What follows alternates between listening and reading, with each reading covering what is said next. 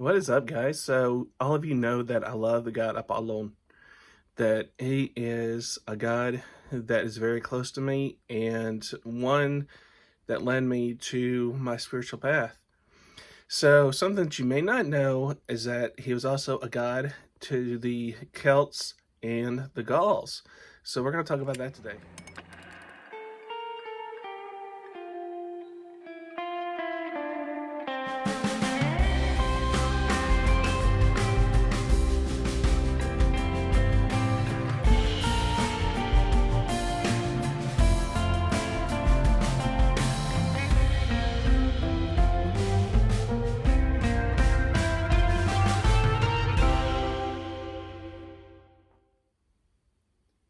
So, when the Roman Empire took over and defeated the Celts, also known as the Gauls, they brought their religion to the Celtic people and integrated their gods with their gods.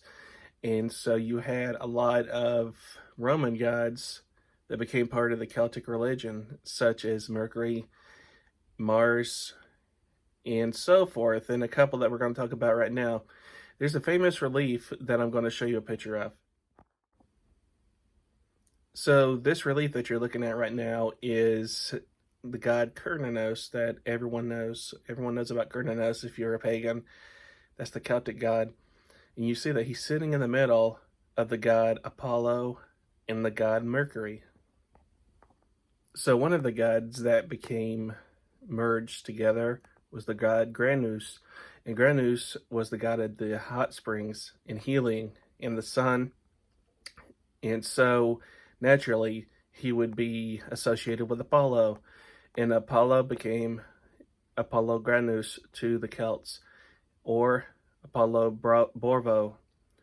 Something interesting about the gods and how they merged into the Celt spirituality is that they took some of the Roman gods and associated them with the Celtic gods, and their placement of who they are kind of changed. With that said, an example being that Apollo in the Celtic religion was married to the goddess Serona. Serona was his consort, and the interesting thing about Serona is that she was a healing goddess associated with snakes, and the statue of Serona was a lady who had arms outstretched with a snake wrapped around, I believe, her left arm. And who does that remind you of? If you are familiar with the goddess Aegea, there is a famous statue of the goddess Aegea, the goddess of hygiene, the daughter or the spouse of Asclepios in Greek mythology. And her statue is her with her arm extended with a snake wrapped around it. And so the goddess Serona is associated with the goddess Aegea. So Apollo Grannus, his consort, his spouse, is Aegea or Serona. In Greek mythology would have been his granddaughter, is now his wife. And so I was very excited to find out that the Celts and the Gauls worshipped Apollo as well, because those are my ancestors. And so my ancestors had a connection to the god and the gods that I love. They also, like I said, worshipped a few others, Mercury, or Hermes, so Aegea, and even Asclepios and Apollon. And so with that said, I'm going to show you my altar to Apollo Grannus.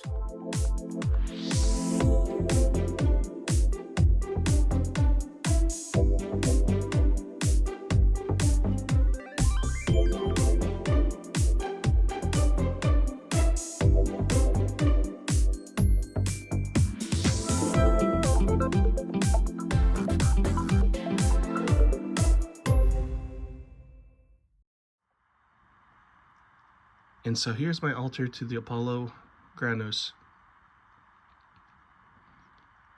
the Celtic Apollo. And like I said, I love it because it connects to my roots. And so what we have here is a green altar cloth. And Zelda approves. You can hear Zelda in the background. And there's Apollo and Mercury. And then this is the goddess Serona. So since she's associated with Aegea, I thought about bringing Aegea in here as the statue to represent Serona. And I may, but right now I think it looks good with the snake. And snakes were healing, just like in Greek mythology.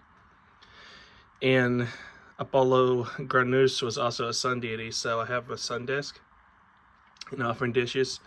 And a big change is obviously the plant, and then the antlers for Grannus. So very interesting and exciting to have an altar to my favorite god that I'm very close to, that also connects to my roots.